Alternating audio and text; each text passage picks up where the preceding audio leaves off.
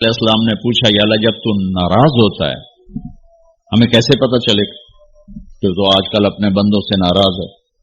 تو اللہ تعالیٰ نے فرمایا جب میں ناراض ہوتا ہوں حکومت بے وقوفوں کو دیتا ہوں، اجعل الملک فی صفہائہم، حکومت بے وقوفوں کو دیتا ہوں، والمال فی بخلائہم، اور پیسہ بخیلوں کو دیتا ہوں جو ذرا گن گن کے خوش ہوتے رہیں،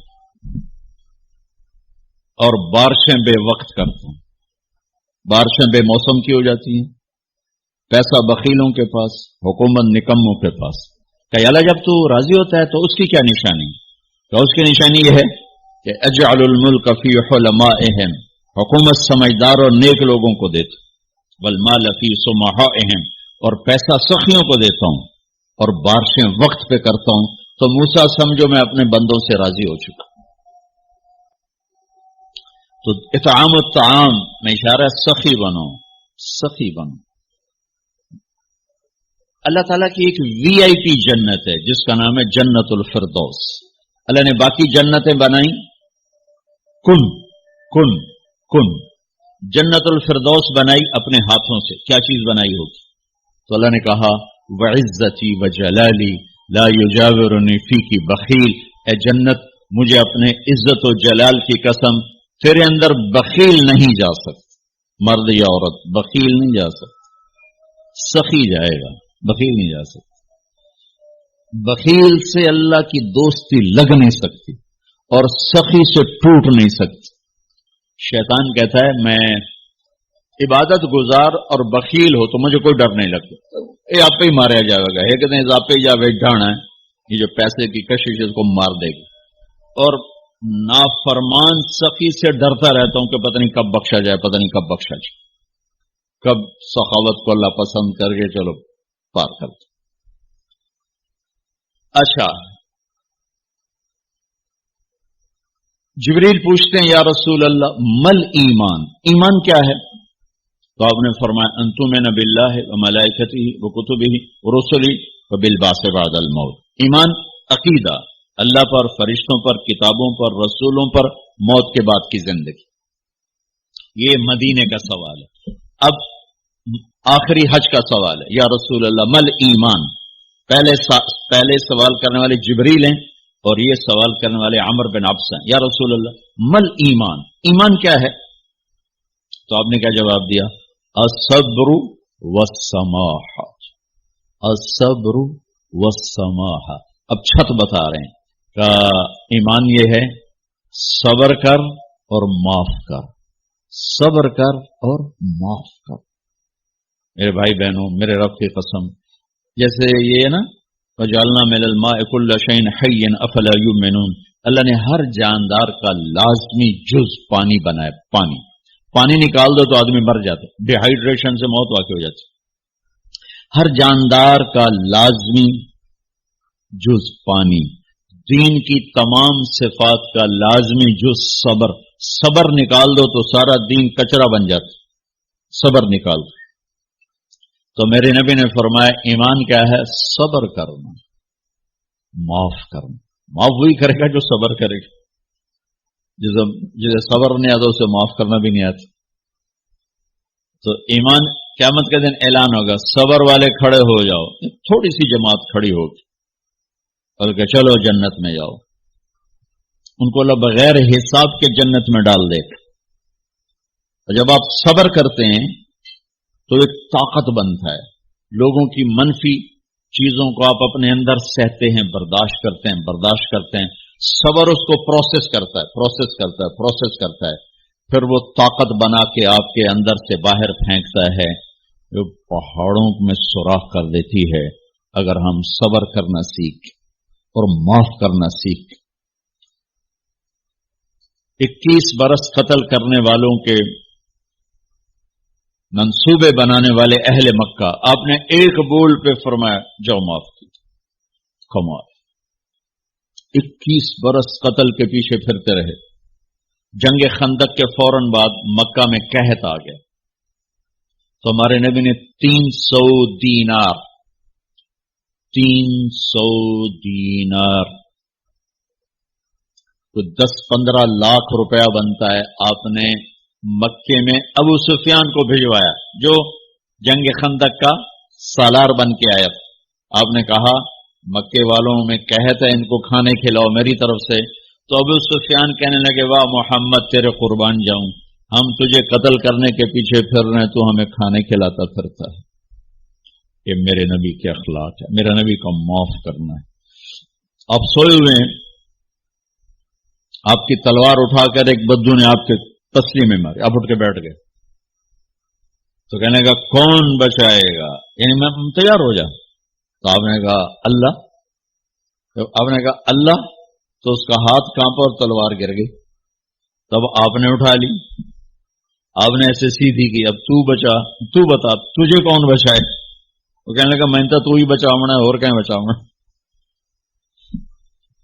تو آپ نے کہا کلمہ پڑھتے ہو؟ کہنے لگا نہیں پڑھتا. اب تو آپ اس کی گردن اڑوا دے، یہ خود ہی اڑا دیتے جو کرا میں کلمہ نہیں پڑھتا ہوں. قتل کے ارادے سے آنا ہی اس کے قتل کے لیے کافی تھا. آپ نے فرمایا کلمہ پڑھتے ہو؟ کہنے لگا نہیں. آپ نے کہا جاؤ معاف، جاؤ معاف. صحابہ کے سامنے جاؤ معاف. انسان اور خطا لازمی ہے، اگر معاف کرنا نہ سیکھا تو ہم خود ہی دکھی ہو کے رہ جائیں. لوگوں کے زخم بھلا دو، اللہ پہ ڈال دو، اللہ صلہ دے گا، زندگی پرسکون ہو جائے گی. دیکھو ہم اپنے یہ کرتے پر داغ نہیں لگنے دیتے، اپنے بس سے داغ. کھانا کھانے بیٹھو نیپکن، یہ دیکھو ابھی نیپکن پڑے ہوئے، رکھو اگو رکھو توڑے چولے تو کوئی سالن نہ ڈھہ پاوے. ٹھیک، یہ تو پھر بھی دھل جائے گا. لیکن یہاں داغ لگا، کبھی نفرت کا، کبھی غصے کا، کبھی انتقام کا، کبھی حسد کا، کبھی بغض کا، کبھی کینے کا. انسان سب سے زیادہ اپنی ذات سے محبت کرتا ہے. یہ معمولی سے کپڑے کو داغ سے بچاتے ہو، جو سب سے قیمتی چیز ہے دل جو بادشاہ ہے، اسے بھی تو صاف ستھرا رکھو. جیسے ہم لاکھ زور لگا لیں، ہم کپڑے کو میل سے نہیں بچا سکتے. لاکھ زور لگا لو، لوگوں کے منفی رویے آپ کو توڑے بغیر نہیں چھوڑیں گے. لہذا کیا کرو؟ نبی والا معاف کرو، معاف کرو، دل کو صاف کرو، دل کو صاف کرو، دل کو صاف کرو، صبر کرو، معاف کرو. میرے نبی نے فرمایا، میرے بیٹے انس ایک بہت بڑی سنت بتاؤں، بہت بڑی سنت. داڑھی سنت ہے، پگڑی سنت ہے، سفید لباس سنت ہے.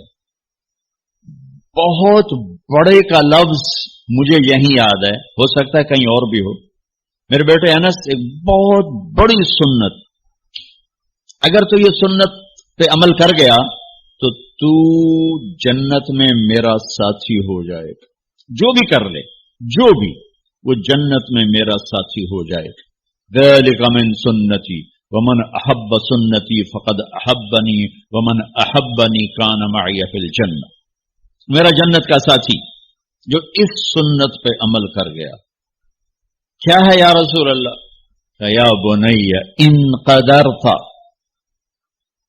اگر تو کر سکے. اشارہ ہے کم تنو اوکھا دسن لگا، سوکھا نہیں ہے. ان قدرت، اگر تو کر سکے. ان استطعت، دو لفظات کہ بیٹے کام اوکھا ہے لیکن دیکھو تمہیں ملے گا کیا؟ جنت نہیں، جنت میں نبی کا پڑوس ملے گا. ایڈا وڈا کام تیرا دیکھو نا، 4-5 لاکھ نالتا اتنے ہوں ایک گز نہیں لگتا تو کوئی بندہ بوجھ پا کے آ جائے ₹1,00,000 کا 2,000 گز کا بنگلہ لے دو تو اکثر پاگل خانے گلو. جنت کا مل جانا بھی بہت بڑی بات ہے، پر جنت میں نبی کا ساتھ ملنا کوئی سوکھا کم تو نہیں ہوئے گا، ہے کری تو پسینہ آئے گا. آپ نے فرمایا بیٹے ان قدرتا، زور لگے گا. ان تصبح وتمسی، ساری زندگی کرنا پڑے گا، ساری زندگی کرنا پڑے گا. داڑھی تو ایک دفعہ رکھ لی ہے، تھوڑی صفائی ستھرائی ہے، لیکن یہ روزانہ کرنا پڑے گا، صبح شام کرنا پڑے گا، ساری زندگی کرنا پڑے گا. اور تو اس میں تھکے گا. کیا ہے؟ وَلَيْسَ فِي قَلْبِكَ غِشٌّ لِأَحَدٍ فَافْعَلْ، صبح و شام اس دل میں کسی کی نفرت نہ آنے دینا، کسی کے لیے بغض نہ آنے دینا، کسی کا کھوٹ نہ آنے دینا، کسی سے کینہ، غش، سارے الفاظ کو اپنے اندر سمیٹے ہوئے. اور میرے نبی کی عجیب بات، لے احد، لے احد، لے احد، کسی بھی انسان، مسلمان نہیں کہا، مومن نہیں کہا، نیک آدمی، نیک عورت نہیں، کسی بھی انسان، لے احدن. آج لے احد 7 ارب انسانوں پہ بولا جا رہا ہے. میرے نبی فرما رہے ہیں، میرے بیٹے، دنیا کے تمام انسانوں سے دل صاف رکھنا. کیا ہوگا؟ چاہیے تو جنت میں میرا ساتھی بن جائے. تو بھائیو بہنوں، ایمان کو مکمل کرنا ہے تو صبر کرنا سیکھو، معاف کرنا سیکھو، چپ رہنا سیکھو. ساز خاموش ہیں، فریاد سے معمور ہیں. ہم جواب دینا تو کیا مسئلہ ہے، عقل چپ رہنے پہ لگتی. کوئی ابھر جائے، بیٹا ابھر جائے، بیوی ابھر جائے، خامد ابھر جائے، چپ ہو جاؤ، گزار دو اس طوفان کو. واپسی میں ایمان کی وہ اللہ حلاوت مٹھاس دے گا، ساری زندگی محسوس کرتے پھرو. یہ صفت بھی معاشرے میں کوئی نہیں، نہ کوئی معاف کرنا جانتا ہے، نہ کوئی صبر کرنا جانتا. تو یہ میں وہ چیزیں بتا رہا ہوں جو معاشرے میں کوئی نہیں ہے. میں اور آپ کر لیں گے تو ہماری قیمت بڑی لگ جائے گی. تو اسلام کی ابتدا بھی بتا دی، انتہا بھی بتا دی. ایمان کی ابتدا بھی بتا دی، انتہا بھی بتا دی. یہ شروع ہوتا ہے عبادات سے، عقائد سے، اور مکمل ہوتا ہے اخلاق پر، درگزر پر، اخلاق کی تمام صفات پر. ایک جنگ ہوئی جس کو غزوہ بدر کہتے ہیں. یہ ایک ایسا فیصلہ کن معرکہ تھا جس نے لیحق الحق ویبطل الباطل، اس کو زندہ کر کے دکھا دیا. مجھے خیال آ رہا تھا جیسے کہ میں نے کہیں پڑھا نہیں، ذہن اس طرح ہو گیا کہ جیسے بدر 14ویں کے چاند کو کہتے ہیں، تو بدر اس بستی کا نام تھا جس میں جنگ ہوئی، اس لیے یہ نام غزوہ بدر ہو گیا. 14ویں کا چاند جو ہوتا ہے نا، وہ رات کی تاریکی کو تقریباً ختم کر دیتا ہے اور اجالا کر دیتا ہے. اسی طرح اس معرکہ نے 14ویں رات کے چاند کی طرح چمک کر، ابھر کر، اور ساری دنیا کو دکھا دیا کہ حق پر کون ہے اور باطل پر کون ہے. جب ہمارے نبی نکلے تھے بدر کی جنگ کے لیے، تو جبریل اسی وقت آ کر آپ کو بتا دیتے کہ آگے قافلہ نہیں ہے، لشکر ہے، تو آپ پوری تیاری کر کے نکلتے. واقعہ کا پس منظر یہ ہے کہ مکے والوں نے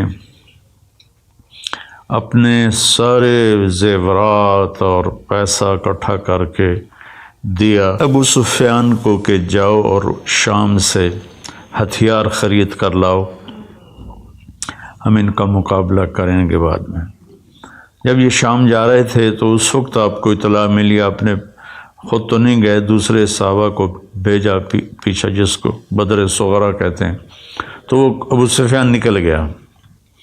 جب وہ واپس آ رہا تھا تو آپ کو بر وقت اطلاع ملی، تو آپ نے پھر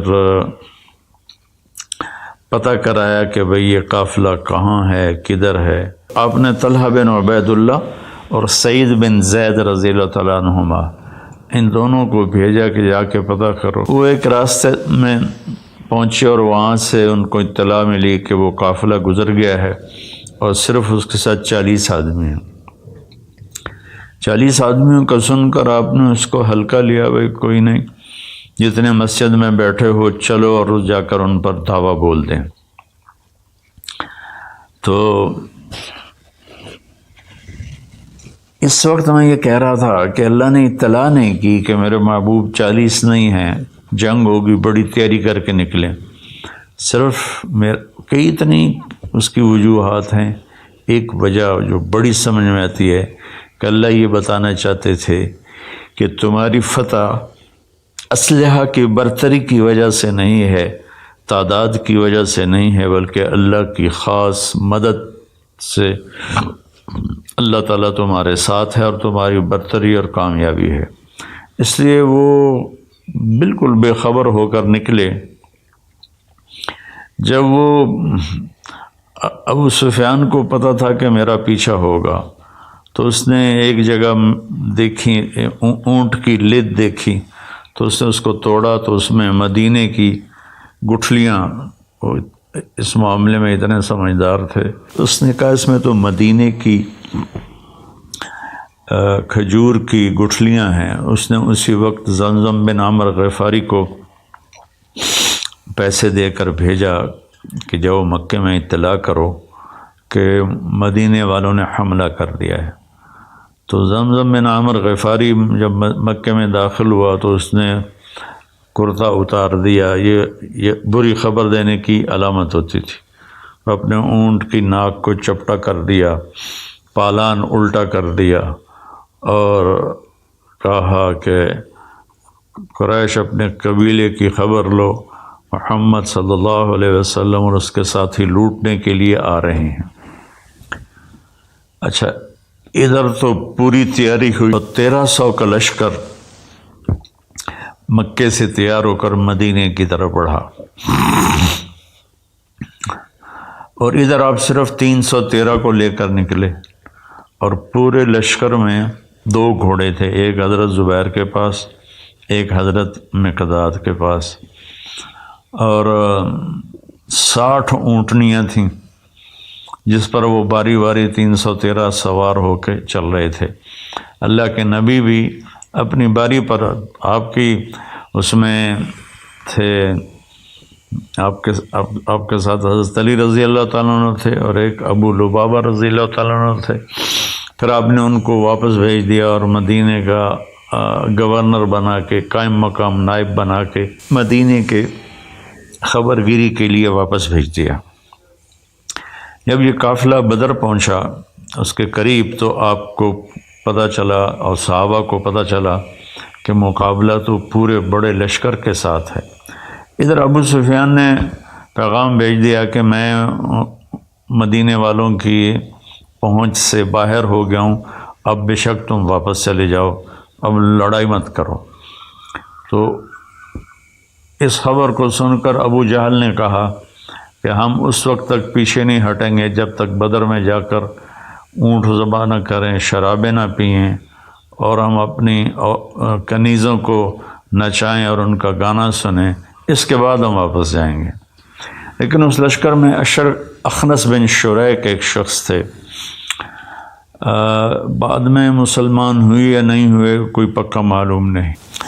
تو انہوں نے کہا بھائی جب مقصد ہی پورا ہو گیا، قافلہ واپس چلا گیا، اب کس بات کا لڑنا؟ ابو جہل اڑا ہوا تھا، نہیں ہم بدر تک ضرور جائیں گے۔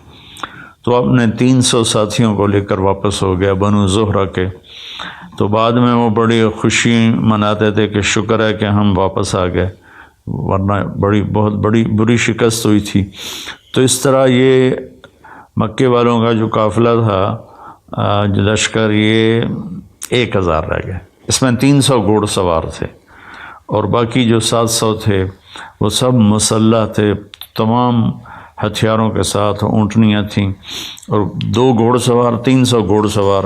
اس سے آپ اندازہ لگا سکتے ہیں دونوں لشکروں کے توازن کا کہ ایک لشکر کیسا تھا، دوسرا کیسا تھا۔ جب آپ بدر سے تھوڑا پہلے پڑاؤ ڈالے ہوئے تھے تو آپ نے فرمایا بھی اب بتاؤ آپ نے مجلس قائم کی، کیا کرنا ہے؟ لڑیں، واپس جائیں، تیاری کر کے آئیں، یا یہیں سے آگے بڑھ کے حملہ کر دیں؟ تو بعض صحابہ نے کہا یا رسول اللہ ہماری تیاری نہیں، ہماری تیاری مکمل نہیں۔ کما اخرجک من بیتک بالحق وان فریقا من المؤمنین لکارہون، اس آیت میں اس طرف اشارہ ہے۔ تو میرے خیال میں ہم واپس جائیں اور تیاری کر کے آئیں۔ تو ابو بکر صدیق رضی اللہ عنہ کھڑے ہو کر عرض کی یا رسول اللہ ہم آپ کے شانہ بشانہ ہیں، لڑائیں گے تو لڑیں گے، ہٹائیں گے تو ہٹ جائیں گے۔ عمر رضی اللہ تعالیٰ عنہ نے بھی کھڑے ہو کر یہ بات عرض کی کہ یا رسول اللہ ہم آپ کے ساتھ ہیں۔ تو پھر مقداد بن اسود رضی اللہ تعالیٰ عنہ کھڑے ہوئے تو انہوں نے کہا یا رسول اللہ ہم بنی اسرائیل نہیں ہیں کہ کہیں اذهب انت وربک فقاتلا۔ جب موسیٰ علیہ السلام نے ان کو قتال کے لیے تیار کیا تو کہنے لگے اے موسیٰ آپ جائیں، آپ کا رب جائیں، دونوں لڑ کے فتح حاصل کریں، پھر ہمیں بلا لیں جب فتح حاصل ہو جائے۔ تو فرمایا کہ یا رسول اللہ ہم بنی اسرائیل نہیں ہیں، ہم آپ کے آگے لڑیں گے، پیچھے لڑیں گے، دائیں لڑیں گے، بائیں لڑیں گے، ہماری لاشوں سے گزر کر ہو جائیں گے۔ تو آپ نے پھر پوچھا بھئی کیا رائے ہے؟ تو سعد بن معاذ رضی اللہ عنہ کھڑے ہوئے کہ یا رسول اللہ ہم سوچ رہے تھے ہمارے مہاجر بھائی جواب دے رہے ہیں تو وہی جواب ہمارا جواب ہے، لیکن لگتا ہے کہ آپ مدینے والوں سے الگ پوچھنا چاہتے ہیں، تو ہماری بات یہ ہے کہ سالم من شئتا وقتا حبال من شئتا قاتل من شئتا۔ یا رسول اللہ ہم آپ کے ساتھ ہیں، جس سے جوڑ دیں جڑ جائیں گے، جس سے توڑ دیں ٹوٹ جائیں گے، جنگ کروا دیں بھڑ جائیں گے، سمندروں میں کود جاؤ کود جائیں گے، مدینے کا ایک بچہ بھی پیچھے نہیں رہے گا، برق غماد تک اپنے اونٹنیاں دوڑاتے چلے جاؤ، یمن کے ایک پہاڑ کا نام تھا، تو پیچھے مڑ کے کوئی نہیں دیکھے گا۔ تو اس پر آپ بہت خوش ہوئے، آپ نے فرمایا کہ اللہ کی مدد ہمارے ساتھ ہے۔ تو آپ نے کوچ کیا اور بدر میں ایک جگہ پر خیمے لگانے کا اعلان کیا۔ جب سارے خیمے لگ گئے تو پھر ایک صحابی کھڑے ہوئے حباب بن منذر رضی اللہ تعالیٰ عنہ، یا رسول اللہ یہ جو خیمے آپ نے لگائے ہیں یہ اللہ کے حکم سے لگائے ہیں، اللہ کی وحی سے لگائے ہیں؟ آپ نے فرمایا نہیں، یہ میری اپنی ذاتی رائے تھی۔ تو حباب بن منذر کہنے گے یا رسول اللہ یہاں خیمے لگانا ٹھیک نہیں ہے، وہ فلاں جگہ ہم پانی کے قریب ہو جائیں گے، ہم اونچائی پر ہوں گے، دشمن نچائی پر ہوگا، تو ہم ان پر قابو پا سکتے ہیں۔ تو اب جبریل آئے اور عرض کیا رسول اللہ، اللہ تعالیٰ فرما رہے ہیں جیسے حباب بن منذر نے کہا ہے ویسے کیا جائے۔ اچھا اب آپ اس میں سارے حضرات جو سن رہے ہیں غور کریں کہ اللہ نے پہلے کیوں نہیں بتا دیا وحی کے ذریعے کہ یہاں خیمے ٹھیک نہیں ہیں وہاں ٹھیک ہیں؟ یہ ایک خوبصورت سنت کو وجود دیا کہ چھوٹا بھی بڑے کو رائے دے سکتا ہے، اور بڑا اپنے چھوٹے کی رائے پر غور کرے۔ وہ یہ نہ کہے تم کیا پدی کا شور بات، کل تسی جمے ہو تے آج سانو تسی نصیحتاں کر رہے ہو، اس سے بڑے بڑے نقصان ہوئے ہیں۔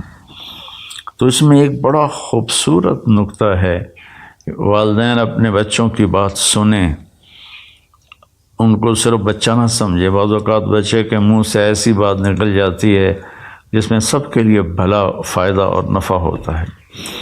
تو خیر بات لمبی نہ ہو جائے، جبریل نے کہا یا رسول اللہ وہاں خیمے، تو آپ نے سارے خیمے وہاں اکھاڑے۔ اگلے دن جمعہ کا دن تھا، آپ نے صفوں کو ترتیب دیا، آپ نے مہاجرین کا جھنڈا حضرت علی رضی اللہ تعالیٰ عنہ کو دیا، اور انصار کا جھنڈا آپ نے سعد بن معاذ رضی اللہ تعالیٰ عنہ کو دیا۔ اس کو کہتے ہیں رائع، چھوٹا جھنڈا، اور بڑا جھنڈا عالم جس کو کہتے ہیں، اور عربی میں لواء کہتے ہیں، وہ آپ نے مصعب بن عمیر رضی اللہ عنہ کو دیا۔ وہ سفید رنگ کا تھا، وہ سینٹر میں تھا، درمیان میں تھا۔ تو پھر آپ نے صفوں کو ترتیب دیا اور دے رہے تھے کہ ہوا کا جھونکا آیا۔ حضرت علی نے پوچھا یا رسول اللہ یہ کیا ہے؟ تو آپ نے کہا جبریل آ گئے ہیں 500 فرشتوں کے ساتھ۔ پھر دوبارہ ایک ہوا کا جھونکا آیا، پھر حضرت علی نے پوچھا یا رسول اللہ یہ کیا ہے؟ تو آپ نے فرمایا میکائیل آ گئے ہیں 500 فرشتوں کے ساتھ، 1000 فرشتے، انی ممدکم بألف من الملائکۃ مردفین اذ تستغیثون ربکم فاستجاب لکم انی ممدکم بألف من الملائکۃ مردفین۔ تو ہم 1000 فرشتے تمہاری مدد کے لیے بھیجیں گے۔ اس کے بعد آپ نے فرمایا جب تک ادھر سے پہل نہ ہو جنگ نہیں کرنی ہے، جب تک ادھر سے وہ نہ ہتھیار اٹھائیں اور قریب نہ آئے تو انہیں تیر نہیں چلانا۔ یہ کہہ کر آپ اپنی صف میں تشریف لائے اور صفوں کو ٹھیک کرنے لگے۔ تو سواد بن غزیہ رضی اللہ تعالیٰ عنہ وہ تھوڑا سا آگے نکلے ہوئے تھے، تو آپ کے پاس تیر تھا، آپ نے یوں چبو کر کا سواد صف کے برابر کھڑے ہو۔ وہ کہنے لگے یا رسول اللہ آپ نے تو مجھے تکلیف پہنچائی، مجھے بدلہ دیں۔ آپ حیران بھی ہوئے، تو آپ نے ایسے اپنا کرتا اٹھا دیا کہ لو بھی تم بھی تیر مار لو۔ تو جلدی سے آپ کو لپٹ گئے اور آپ کے پیٹ کا بوسہ لیا کہ یا رسول اللہ لگتا ہے آخری مارکہ ہے میرا، شہادت سے پہلے میرے لب آپ کے جسم مبارک کو چھو جائیں، اس لیے میں نے یہ کیا۔ اور پھر ایسا ہی ہوا، سواد بن غزیہ اس لڑائی میں شہید ہو گئے۔ تو جنگ سے پہلے شاہ سوار نکلتے تھے جنگ کرنے کے لیے۔ درمیان ادھر سے عتبہ بن ربیعہ اور ولید بن عتبہ اور شیبہ بن ربیعہ ایک ہی خاندان کے 2 بھائی، ایک بھتیجا بیٹا۔ تو ولید عتبہ کا بیٹا اور عتبہ بن ربیعہ باپ اور شیبہ بن ربیعہ بھائی۔ تو ادھر سے نکلے، آپ نے منتخب فرمایا حضرت عوف کو اور معاذ بن افرا کو، اور یہ دونوں بھائی تھے، اور تیسرا عبداللہ بن رواحہ کو۔ تو جب یہ تینوں آئے تو سب کے چہروں پر وہ خود تھے۔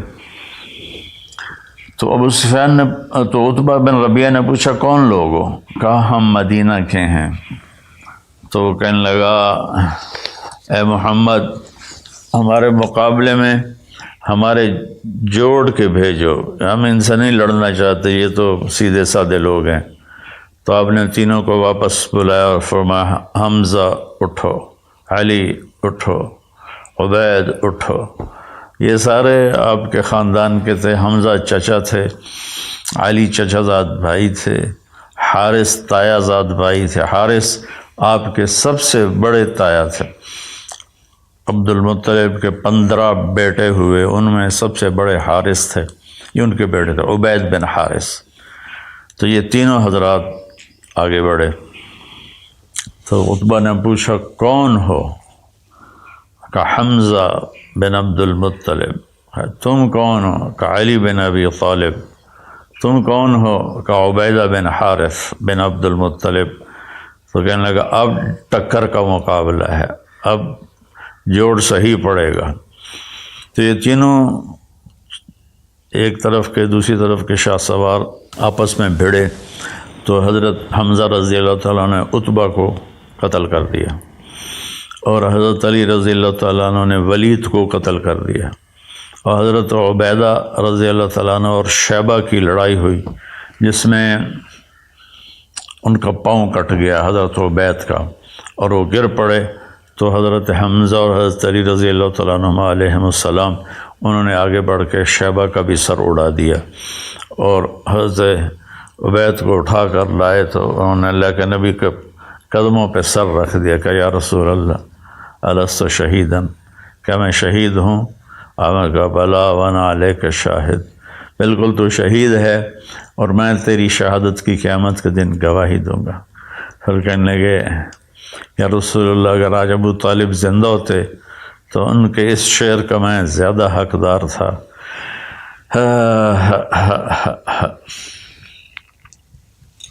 وَنُسَلِّمُهُ حَتَّى نُصْرَ حَوْلَهُ وَنَذْهَلَ عَنَا أَبْنَائِنَا وَالْحَلَائِلِ، ایک 90 اشعار کا قصیدہ ہے۔ تو اس میں ایک شعر ہے کہ رب کعبہ کی قسم ہم محمد کے تمہیں قریب بھی نہیں آنے دیں گے جب تک ہماری لاشوں کے ڈھیر نہ لگ جائیں۔ تو آپ نے کہا تم ٹھیک کہتے ہو۔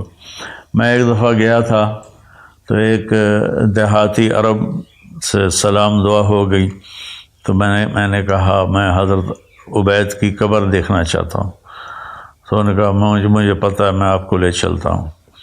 تو مدینے کے راستے میں تھے تو سڑک سے نیچے اترے، کوئی راستہ نہیں تھا، کھائیاں کھڈے۔ ایک دوست کی جیپ لی ہوئی تھی، اس پہ سوار تھے ہم، امریکن جیپ تھی وہ بڑی جاندار۔ ان کھڈے کھائی پتھروں کے ساتھ سے نکلتے آگے ویرانے میں ایک قبرستان تھا، وہ اس علاقے کا تھا، تو وہ ہمیں لے کر گیا، ایک قبر کے اوپر کھڑا کیا کہ یہ ہے حضرت عبید کی قبر۔ تو وہاں جنگ بدر کو یاد کر کے ایسے ہی آنسو بہتے رہے۔ اور اللہ کے نبی، ایک اور واقعہ یاد آ گیا، آپ تشریف لے جا رہے تھے مکہ سے مدینہ یا مدینہ سے مکہ، تو ایک دم جنت کی خوشبو آئی۔ صحابہ نے کہا یا رسول اللہ، یہ اس کانٹے دار وادی میں یہ خوشبو کیسی ہے؟ صحابہ نے کہا تمہیں پتہ نہیں، یہاں عبید کی قبر ہے، یہ خوشبو اس کی قبر سے آ رہی ہے۔ تو جب یہ بڑے سردار قتل ہو گئے تو پھر قریش نے حملہ کر دیا، اور یہ ادھر اللہ کے نبی رو رو کے برا حال، ان تہلک عدل العصابۃ فلن تعبد۔ یہ صرف 313 آدمی ایسے انٹائٹل ہیں کہ ان پر دین کا، اسلام کا دار و مدار اللہ نے قائم کروایا اپنے نبی کی زبان سے کہ میرے رب اگر یہ تو نے ہلاک کر دیا پھر تیرا نام لینے والا کوئی نہیں رہے گا۔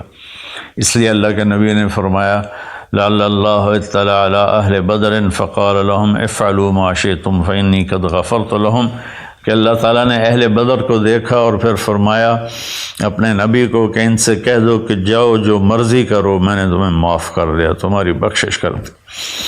ایک دفعہ حضرت جبریل نے پوچھا یا رسول اللہ، آپ کے صحابہ میں سب سے بہترین لوگ کون ہیں؟ آپ نے کہا جنہوں نے بدر میں شرکت کی۔ تو جبریل نے عرض کی یا رسول اللہ، ہمارے آسمان کے فرشتوں میں بھی وہ فرشتے سب سے قابل قدر ہیں 1000 جنہوں نے جنگ بدر میں شرکت کی۔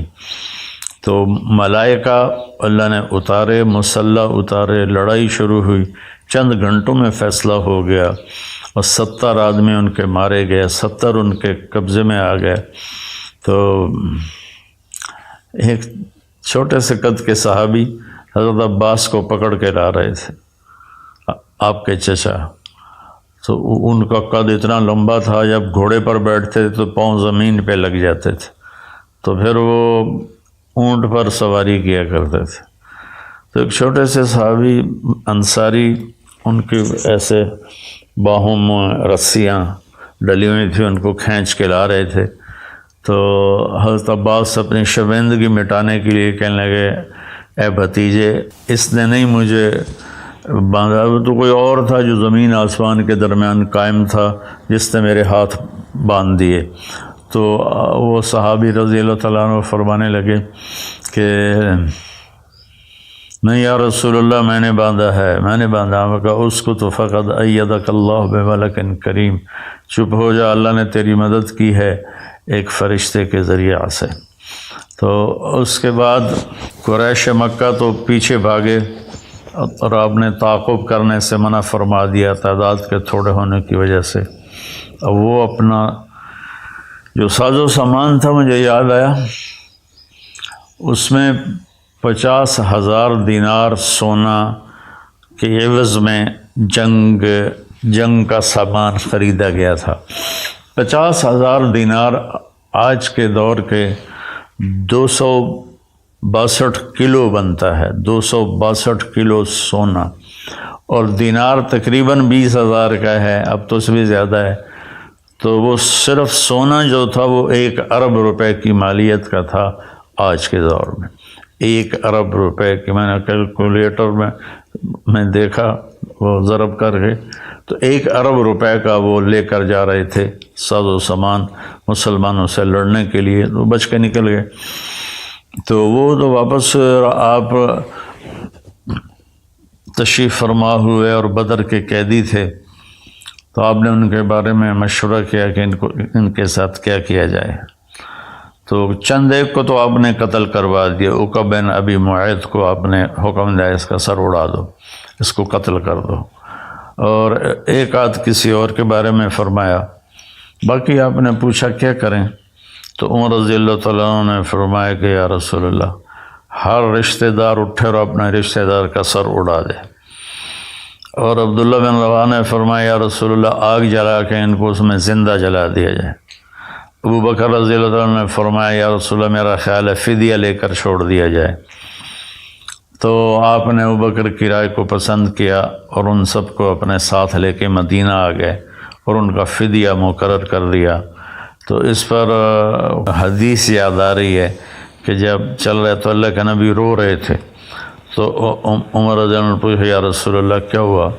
کہ اللہ کا عذاب اس کیکر کے قریب آ گیا تھا، اگر اللہ کی رحمت نہ ہوتی تو ہم سب ہلاک ہو جاتے۔ اللہ کو پسند نہیں آیا ہمیں ان کا فدیہ لے کے چھوڑنا۔ عمر کی رائے پسند تھی کہ ہر رشتہ دار اپنے رشتہ دار کو قتل کرے، لیکن میرے نبی نے چونکہ فیصلہ کیا ہے تو اللہ تعالیٰ نے فرمایا ہم نے اپنے عذاب کو واپس لے لیا۔ تو جنگ بدر میں جو شہداء 14 صحابہ شہید ہوئے اور 70 قریش کے لشکر کے شہید ہوئے، 70 قید ہوئے، اور اللہ تعالیٰ نے کھلی آنکھوں سے دکھایا کہ بغیر ہتھیاروں کے اللہ تعالیٰ نے فتح نصیب فرمائے۔ 2 گھوڑے 300 گھوڑے کوئی مقابلہ ہے، 8 تلواریں اور ادھر 700 تلواریں تھیں، کوئی مقابلہ ہے؟ 8 اور 700 کوئی مقابلہ ہے؟ باقی سوٹے نیزے پکڑ کے جنگ کی اور اللہ تعالیٰ نے اپنے فضل و کرم سے فتح نصیب فرمائی، اور اللہ تبارک و تعالیٰ نے اس کو بدر کے معنی میں زندہ کر کے دکھایا کہ بدر کی جنگ نے کس طرح اندھیروں کو اجالے میں تبدیل کر دیا۔ آپ نے پھر لوگ آتے تھے اور فدیہ دے کے اپنے قیدیوں کو لے جاتے تھے۔ تو عمیر بن وہب جمحی یہ ایک بعد میں صحابی بنے، یہ اور صفوان بن امیہ مکے میں بیٹھے تھے۔ تو عمیر کہنے لگے سرداروں کے قتل کے بعد تو زندگی کوئی نہیں رہی۔ تو صفوان کہنے لگے اگر میرے اوپر قرضہ نہ ہو، صفوان کہنے لگے واقعی یار زندگی کا کوئی جوش ہی نہیں رہا۔ تو عمیر کہنے لگے اگر میرے اوپر قرضہ نہ ہوتا اور میرے بچے چھوٹے نہ ہوتے تو میں جا کے محمد کو قتل کر دیتا۔ تو صفوان نے کہا تیرا قرضہ میرے ذمہ، تیرے بچوں کا خرچہ جب تک وہ بڑے نہیں ہوتے میرے ذمہ، تو یہ کام کرو۔ انہوں نے کہا بالکل ٹھیک۔ تو اس نے اپنی تلوار لی اور اونٹنی پر مدینے کو چل پڑا، اور مسجد نبوی کے دروازے پر اس نے اونٹنی کو بٹھایا اور نیچے اترا تو حضرت عمر نے دیکھ کر کہنے لگا وہ مکے کا شیطان آ گیا، یہ ضرور کوئی بدنیتی لے کر آیا ہے۔ تو انہوں نے اس کو پکڑ لیا اور آپ کے سامنے پیش کیا، یا رسول اللہ مجھے نہیں لگتا یہ کسی خیر کے ارادے سے آیا۔ تو ہم نے کہا عمیر کس لیے آئے ہو؟ کہا جی میرا بھائی جو گرفتار ہے اس کا فدیہ دینے آیا ہوں۔ آپ نے کہا تلوار کیوں لائے ہو؟ تو وہ کہنے لگا تلواروں نے بدر میں کیا کام دیا تھا جو آج کام دیں گی؟ آپ نے کہا وہ حرم شریف میں تیری اور صفوان کے آپس میں کیا بات ہوئی تھی؟ تم نے کہا تھا میرے بچے چھوٹے نہ ہوتے، قرضہ نہ ہوتا تو محمد کا سر اڑا دیتا۔ اس نے آپ کے پاؤں پکڑ لے کہ اشہد ان لا الہ الا اللہ و اشہد انک رسول اللہ، یا رسول اللہ میں گواہی دیتا ہوں آپ سچے رسول ہیں۔ کیونکہ اس بات کا تو مکے والوں کو ہی نہیں پتا، صرف میں اور صفوان تھے۔ ادھر صفوان روزانہ کہتا ان قریب اچھی خبر سنو گے، ان قریب خوشخبری آنے والی۔ جو آدمی مدینے سے آتا بھاگ کر اس کے پاس جاتا، کوئی نئی خیر خبر۔ ایک دن ایک آدمی آیا تو بھاگا گیا، کوئی نئی خیر خبر کا، ہاں عمیر بن وہب نے اسلام قبول کر لیا۔ اس نے اتنی گالیاں دی ان کو کہ انہوں نے میرا مال برباد کیا، میرا یہ برباد کیا۔ لیکن اللہ نے بعد میں صفوان بن امیہ کو بھی ایمان نصیب فرما دیا۔ فتح مکہ پر اللہ نے ان کو ہدایت دی، کلمہ پڑھا، اور جنگ حنین کے لیے 100 زریں اکیلے صفوان بن امیہ نے پیش کی تھیں جنگ حنین کے لیے۔ تو نبی کی سیرت پڑھا کرو، میں تو اس کی تفصیل میں جاؤں تو کئی گھنٹے کا بن جائے گا یہ، لیکن میں صرف اشارات آپ کو بتا دیے، وہ جو میری یادداشت میں تھے وہی میں نے آپ کی خدمت میں پیش کر دیے۔ لیکن آپ سب بہن بھائیوں سے گزارش ہے اپنے نبی کی زندگی ضرور پڑھیں، اس سے بہت فائدہ ہوگا۔ اللہ تعالی ہم کو آپ کو عمل کی توفیق نصیب فرمائے۔